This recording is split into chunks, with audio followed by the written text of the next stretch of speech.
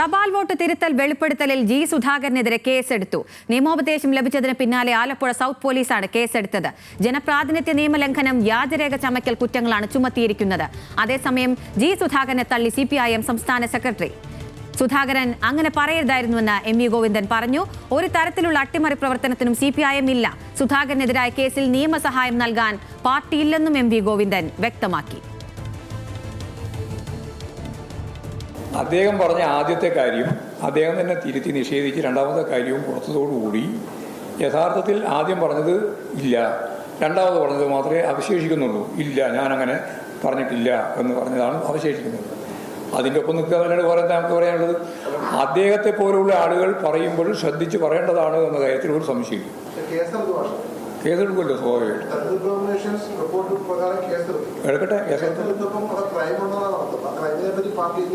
അല്ല, പാർട്ടിക്ക് അതിന് അതൊന്നും പറയാനില്ല. അദ്ദേഹം പറഞ്ഞിട്ടുള്ള കാര്യം അദ്ദേഹം തന്നെ നിഷേധിച്ചിട്ടുണ്ട്. പക്ഷേ ആദ്യം പറഞ്ഞ അടിസ്ഥാനപ്പെടുത്തിയിട്ട് ഇപ്പോൾ കേസെടുത്തിട്ടുണ്ട്. അത് കൈകാര്യം ചെയ്യാൻ മാത്രമേ ചെയ്യാൻ പറ്റുള്ളൂ, പറഞ്ഞ് ചെയ്യാൻ പറ്റില്ല.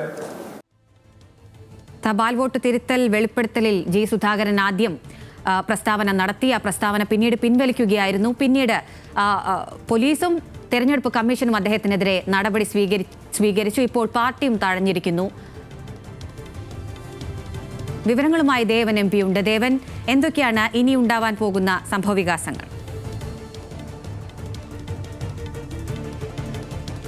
അഖില, ഇപ്പോൾ ആലപ്പുഴ സൗത്ത് പോലീസാണ് ജി സുധാകരനെതിരെ ഇപ്പോൾ കേസ് രജിസ്റ്റർ ചെയ്തിരിക്കുന്നത്. പ്രധാനമായും ജനപ്രാതിനിധ്യ നിയമത്തിലെ 1951, 58 വർഷങ്ങളിൽ രൂപീകരിച്ച ജനപ്രാതിനിധ്യ നിയമത്തിലെ 135, 136, 128 വകുപ്പ് പ്രകാരം കേസെടുത്തിട്ടുണ്ട്. ഒപ്പം തന്നെ IPC ആക്ട് പ്രകാരവും 465, 468, 471 ഇത്രയും വകുപ്പുകൾ പ്രകാരമാണ് ഇപ്പോൾ കേസെടുത്തിരിക്കുന്നത്. ഇതിൽ പ്രധാനമായും ജനപ്രാതിനിധ്യ നിയമം 1961 ഈ സെക്ഷൻ 135, 135A വകുപ്പുകൾ എന്ന് പറയുമ്പോൾ ഏകദേശം 3 വർഷം വരെ തടവ് ലഭിക്കാവുന്ന കുറ്റമാണ്. ഇത്തരത്തിൽ ഈ തപാൽ വോട്ടിൽ കൃത്രിമത്വം കാണിച്ചു അല്ലെങ്കിൽ തിരുത്തൽ നടത്തിയെന്ന് പറയുമ്പോൾ അത് തിരഞ്ഞെടുപ്പ് പ്രക്രിയയിൽ തന്നെ ഏറ്റവും അതിൻ്റെ വിശ്വാസ്യത ചോദ്യം ചെയ്യുന്ന ഒരു കാര്യമാണ്. അതുകൊണ്ട് തന്നെ 3 വർഷം വരെ തടവ് ലഭിക്കാവുന്ന ഒരു കുറ്റമാണ്. ഒപ്പം തന്നെ 136 വകുപ്പും ഇത്തരത്തിൽ 2 വർഷം വരെ തടവ് ലഭിക്കാവുന്ന ഒരു കുറ്റമാണ്. 128 വകുപ്പ് എന്ന് പറയുമ്പോൾ ഇത്തരത്തിൽ ഈ തപാൽ വോട്ടുകളുമായി ബന്ധപ്പെട്ട ഒരു വകുപ്പാണ്.